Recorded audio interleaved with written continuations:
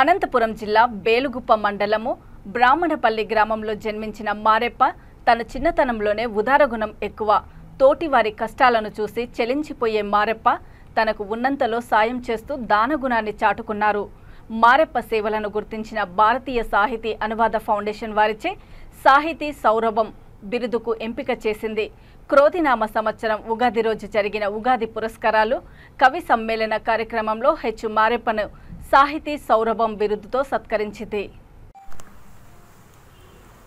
Media మిత్రులకు నమస్కారములు. నేను ఈరోజు మీడియా ముందుకు రావడానికి కారణం నేను చేసినటువంటి సేవలను మీడియా ద్వారా ప్రజలతో పంచుకోవాలనేటువంటి ఉద్దేశంతో మీ ముందుకు వచ్చాను.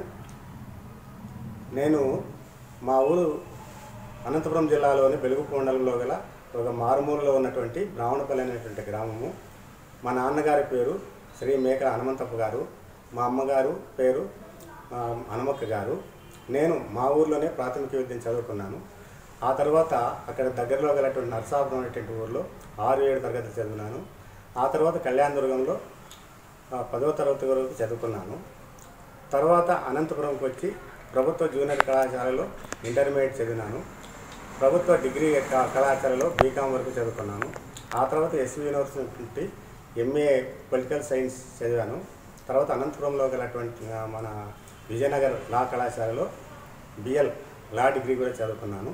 ఆ తర్వాత నేను అంచెలంచెగా ప్రభుత్వంలో ఉద్యోగం చేస్తూ ఏపీపీఎస్సీ గ్రూప్ ఏ సెలక్షన్స్లో ఆఫీసర్గా వచ్చి సహకార శాఖలో నేను జిల్లా అధికారిగా పనిచేశాను.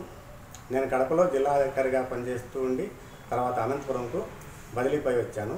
ఇక్కడనే నేను విజయవంతంగా సిన్సియర్ ఆఫీసర్గా పనిచేసి ప్రభుత్వం చేత అనేక అవార్డులు కూడా అందుకున్నాను. తర్వాత నేను 2013లో రిటైర్డ్ అయ్యాను. నేను స్టూడెంట్గా ఉన్నప్పటి నుండే అనేకమైనటువంటి సేవా కార్యక్రమాల్లో పాలు పంచుకుంటున్నాను.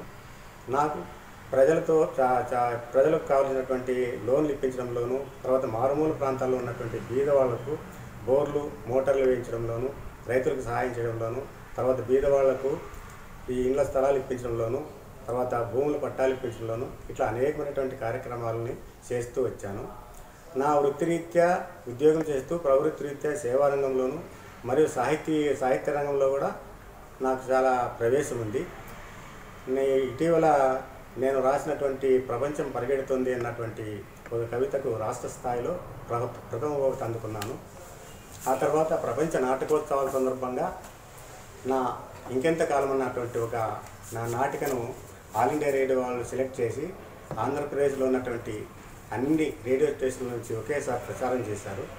ఆ తర్వాత నేను ఎంఎస్ కోటారెడ్డి సినీ దర్శకుడి యొక్క దర్శకత్వంలో దూరదర్శన్లో వస్తున్నటువంటి సీతారామ చిట్టపటలో ఉన్నటువంటి టీవీ సీరియల్లో కూడా అనేకమైనటువంటి ఎపిసోడ్లు యాక్ట్ చేశాను. తర్వాత కిరీటం అనేటువంటి ఒక సినిమా